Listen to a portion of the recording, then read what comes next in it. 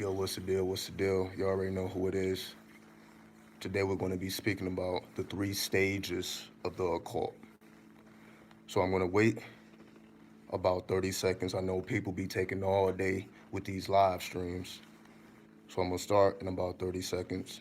Give whoever wants to hear this shit, they going to come in first. And they going to get it. We're not going to take up too much time. So give it about 10, 15 more seconds and we'll get it in. In the meantime, for those who may not know who I am, double AR, I'm on Asha Renew. It don't matter. We've been at this shit for a minute. Let's do the archives. So let's get it in. The three stages of the occult. When you're dealing with the occult, in order to maintain your foundation, you're going to be dealing with one of these three stages. These stages can also be termed degrees. So you will be dealing with one of these three or a combination of these stages or degrees whenever you study the occult. What are these three stages? You have tarot, you have astrology, then you have alchemy. So whenever you study the occult, you're either studying the tarot, you're either studying alchemy, or you're studying astrology. One of those three. Because those who are more advanced, when you get into the Kabbalistic systems of thought, when you begin to study the tree of life and the tree of death, you see that you have to incorporate knowledge of the tarot because it incorporates the 22 Hebrew letters. So if you are not familiar with the tarot and the imagery associated with the tarot, then it'll be a little hard to grasp the 22 paths of Set or the 22 paths on the tree of life, depending on which system you're working from. Once you have a grasp of the tarot or the 22 paths of the tree, then you begin to study astrology. Because here is the difference. Because any of these three sciences or stages can operate alone. So you can be a tarot reader and not know anything about astrology. You can be an astrologer and know nothing of the tarot. You can be an alchemist and not incorporate the other two. However, you can also combine them if you understand how they work together. So this is the example I'm going to use to bring this idea to life. You have astrologers or tarot readers, right? Where someone will show you their deck, their tarot deck. You know, they'll give you a reading on the spot, so on and so forth. You can receive an entire tarot reading without referencing a single idea or element of astrology.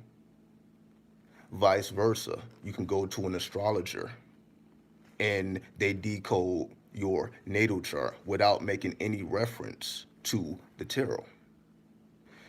When it comes to alchemy and alchemist, these are more so the people who know how to create jewelry and create like organ, stones and pyramids, spiritual tools, crystals, healing rods. These are the alchemists who understand how to incorporate this science in 3D in order to manifest tangible tools that can be utilized to incorporate into your occult studies. Now, when you have integrated tarot, astrology, and alchemy into your repertoire so that these things are no longer separate, they are one science or various arms, like any Hindu deity with the multiple arms. You have various weapons at your disposal to decode any element of reality. Let me give you an example. In Eastern astrology, currently, the moon is in Leo, right? Okay. There's an interpretation of what that means, just strictly utilizing astrology. So let's just say I don't know what the house is. We're just giving a random example of how an astrologer would decode something and how if you utilize tarot along with astrology, it gives you new dimensions and access. This is an example. So I know right now the moon is in Leo, eastern wise, maybe not in the west, but in the east. The moon is in Leo. So let's just say, for example, it's in the third house. So let's just say the moon is in Leo in the third house. As an astrologer, you have an interpretation for what that means. For example, because I can do these things, this is how I would interpret that. Just strictly utilizing astrology without the tarot. We know the moon to represent the subconscious, right?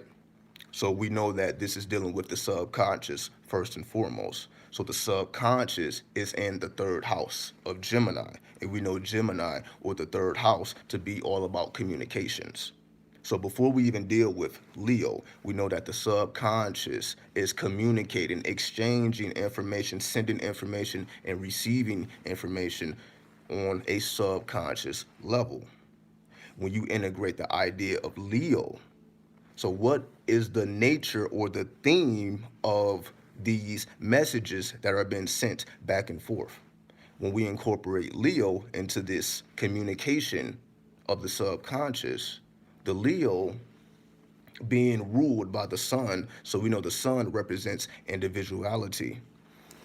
It represents creativity. The Leo can be termed the fifth house. And the fifth house is where your creativity comes from, where you pull creativity from inside of you.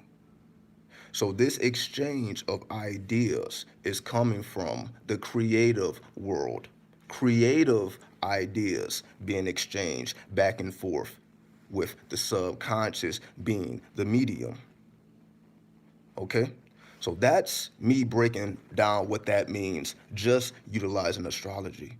Now, if we have access to the tarot, if we know about the tarot, let's see how we can add more advanced information to what that means. Now, we also understand that we have 30 degrees to any zodiac sign. So the moon being in Leo is either going to be between 0 degrees and 30 degrees. And depending upon what degree Leo is in, changes the nature of the interpretation once you become more advanced. For example, let's just say the moon was in 23 degrees Leo. What does that 23 degrees mean? See, now we get into the actual degrees. This is where tarot comes in, because now, if we already know about astrology, we know about the decans. If you are not familiar with the decans show us that depending upon the degrees that the zodiac sign is in, a different planet is influencing that particular zodiac sign. So for the example of Leo, the first 10 degrees of Leo is being influenced by Saturn. The second 10 degrees, between 10 degrees and 20 degrees, Leo is being influenced by Jupiter. Those last 10 degrees, 21 to 30, Leo is being influenced by Mars. This is the science of the decan. There are 36 decans because there are 12 zodiac signs, and each of these 12 zodiac signs have 3 decans. Those 30 degrees can be broken down to 10 degrees each. In each of those 10 degrees, a different planet influences that particular zodiac sign. So the example I gave, so if Leo was in 23 degrees, then that means Leo is under the influence of Mars at that particular time. So tarot also allows us to take it to an individual tarot card. For example, 23 degrees Leo would be the Seven of Wands, right? So we have the Seven of Wands, which comes from the minor arcana, which is 56 cards, right? You have 40, you have 4 aces, you have 36. You can say minor cards. So you got the 36 minor cards, which can be linked to the deacons. 36 plus 4, the 4 aces gives you 40. Where does the other 16 cards come from? Those are the court cards, right? You have 4 court cards per element. 4 times 4, 16. 40 plus 16 gives you 56. Each tarot deck, or traditional tarot deck, has 78 cards. So we have 22 cards missing from the 78 because we added up to 56. The 22 that's missing becomes the major arcana, which can be linked to the tree of life if you look at the 22 paths. So 36 plus 4 plus 16 plus 22 gives us the 78 tarot cards, which is a map of the universe for those who may not be familiar with what the purpose the tarot serves. It is a map or a guide to the universe. So now that we understand that 23 degrees Leo would be the Seven of Wands, that gives us more information. So now we're not just looking at Leo. Now we're also looking at the planet Mars, which gives us vitality and energy. So now this Leo, representing the idea of creativity, combined with vitality and energy, we can see this extra layer of detail gives us insight to how this creative energy is being utilized. The creative energy is being utilized through Mars, through your willpower, through your solar plexus. So your creative energy is being expressed through your solar plexus. You see, we're getting a lot of information, a lot of data. We're just using one point. We're just talking about the moon. We got 10 planets. This is just one planet, one zodiac sign. But you see, with the tarot, it gives us additional information. Now we still have 1 degree to go, or one more stage to go, which is alchemy. So how does alchemy gives us, or it's, because I'm trying to say us, but obviously there's more than us. We got planets, we got stars. So I don't want to limit it to the human experience, because obviously we are being influenced. The whole purpose of the occult is to bring everything together instead of studying everything individually. And okay, well, this doesn't have anything to do with this. Astronomy has nothing to do with astrology. Then we start to misunderstand the purpose, because we also have to study history. Why is history important? Before I go to the final degree, I want to add in this little tidbit, because I wasn't really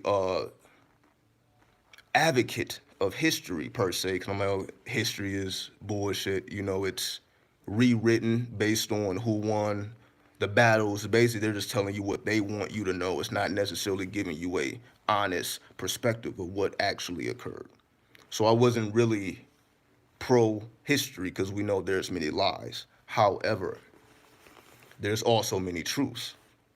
And one truth, according to astrology, is prior to the 17th century, which is the 1600s, astrology and alchemy were not separate.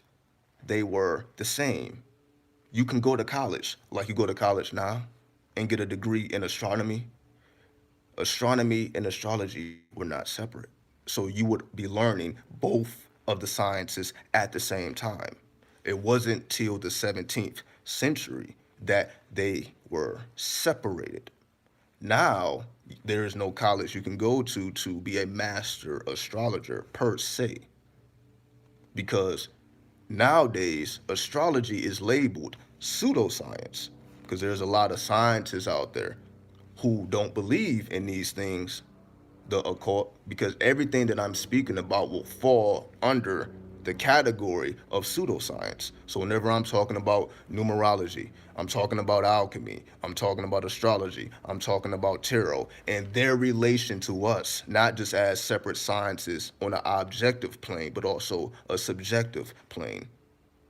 Most people ignore these things because it falls under the category of pseudoscience. But if we study history, we understand that it all depends on what people agree is okay at the moment. For example, like if you listen to comedy in the 90s and before that, they were very free in their expression. Now, comedy now, you are very limited. There's just certain things you can't say without consequence.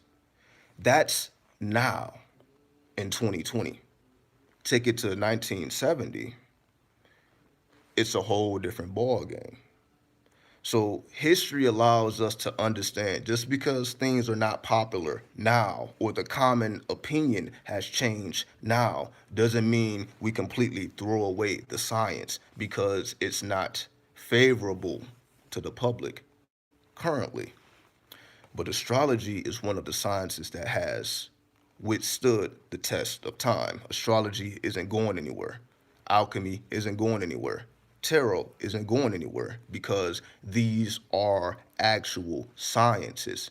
You can deny it, you can say it's not real until you come face to face with someone who knows how to incorporate it together, because astrology in and of itself, once again, tarot in and of itself, or alchemy in and of itself, is powerful. They can exist alone, but it's not till you bring them together that the science becomes truth. It becomes undeniable. Alchemy teaches you the science of the shapes. There are shapes in our reality everywhere: squares, circles, triangles, and when we get to more advanced shapes like the five Platonic solids, right? The tetrahedron, so on and so forth, you get more advanced in the shapes. Alchemy shows you or teaches you the science behind these shapes. What do they mean? Are they just shapes for the sake of being shapes, or do they have hidden meaning, such as Metatron's cube, right? We also know that the Muslims pray to the Kaaba, which is in the shape of a cube. History also teaches us that the Kaaba was worshipped even before the Prophet Muhammad came. And he was the one that incorporated the Islamic worship of the Kaaba. But prior to that happening, the Kaaba was worshipped by the previous people, the ones who we call the pagans. You know, they incorporated the feminine energy and the masculine energy instead of an exclusive masculine energy. So history shows us that these shapes have power. So we see, oh, this is why they built a great pyramid. This is why they worship a cube. This is alchemy. Alchemy shows us not just the shapes, but it also teaches us the seven universal laws. Seven planets. Classical astrology has seven planets because it does not incorporate the outer planets, Uranus, Neptune, and Pluto. So when you study classical astrology, they're only dealing with the sun all the way to Saturn. Seven planets, um, seven chakras, seven musical notes, so on and so forth. The seven is the most holy number. Now, this is why we have seven universal laws. The seven universal laws can correspond to the seven planets. Now, I'm not going to go into which planet correlates to which law, But the numerology behind the seven shows us that there is a correlation there, even though it's not obvious. The first law of hermetics, you can say, the law of mentalism, the first universal law. Everything is mental. Not 50%, not 75%, not 85, not even 99%. Everything is 100% mental. That's the very first law of alchemy. So when you can incorporate the seven universal laws into your day-to-day being, to be aware, to be conscious of the seven universal laws, the seven chakras, the seven planets, the seven musical notes, the 7 days of the week, the 52 weeks of any year. 5 + 2 is 7. Now we started getting into mathematics and we started getting into numerology. Each number has a entity or a attribute.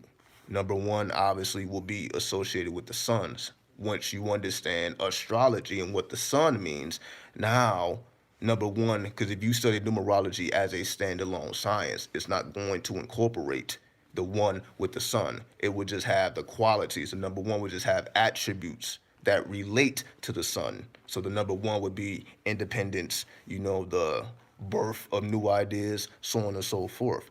But astrology takes us deeper. Okay, the number one is the sun, the number two is the moon, so on and so forth. To incorporate them all into one complete holistic science is the spiritual inheritance that our ancestors gave us.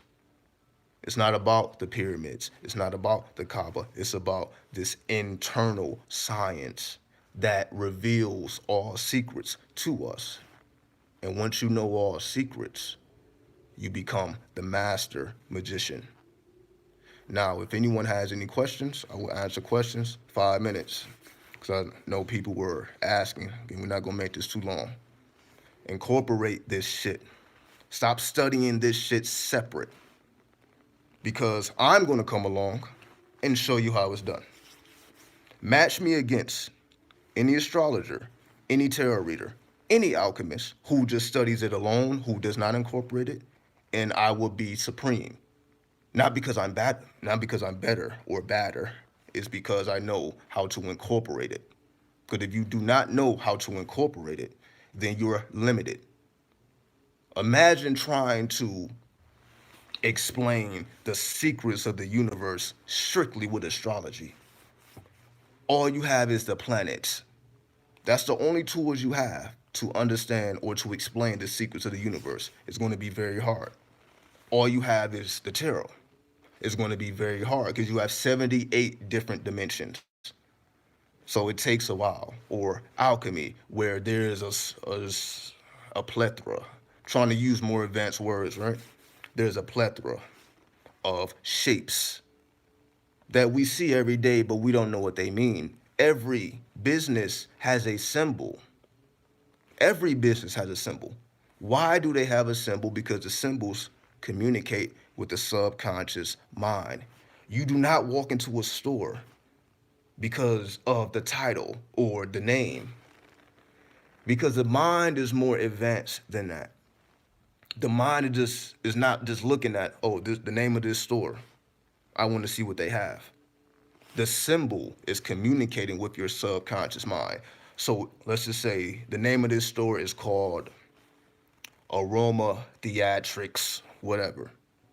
That's not going to make you go in the store. It's the symbol, because if they have a symbol of a 5-pointed star inverted, now that makes you curious. Fuck the title. It's that inverted pentagram. Don't make it red with the black outline and put the goat in the middle of it. Now you want to look in that glass, you want to see what's going on when you see that symbol. Not that title, it's that symbol. It's the effect it has on the subconscious mind that makes you want to explore deeper. So if you understand how that works, if you understand how the mind works, how the subconscious, how the conscious, and how the unconscious mind work, because they do, right? The people that run the countries and all that, the, the government, whatever, I don't want to name people individually. They know how the mind works. They know how the public thinks. They know how to tell you something and it be false and it sounds true, so on and so forth, propaganda. It is a science. The only counter resistance you have against that science, if someone knows how the mind work, they went to college for this. You know, like people in the FBI and all that stuff. These people are smart. These people that went to college, they know probably much more than you. So when they sit across from people, they know how to manipulate people. I'm going way beyond the whole good cop, bad cop thing that they play. They know how to manipulate the mind. So most people fail, which is why they have a high conviction rate. Most people falter because you're dealing with master magicians who knows how these things work. Most likely they are occultists. So if you are sitting in front of an occultist who knows the science of everything in life, and you just know what you know, astrology, numerology, alchemy, tarot, and that's all you know, and you're dealing with a master, most likely you're going to come up short unless you know how to incorporate them all. So again, I'm not going to go into a long rant about this. Hopefully it makes sense. So let me just stroll through. Just give everybody a piece and we get up out of here. All right. What's up, to Johnny? What's up, XI24? What's up, Dizzy? What's up, Harmony9? What's up, 304? Well, not 304, 305 Capricorn. What's up, Brianna? What's up, Teenager? What's up, Esoteric Dragon? And we out. Peace.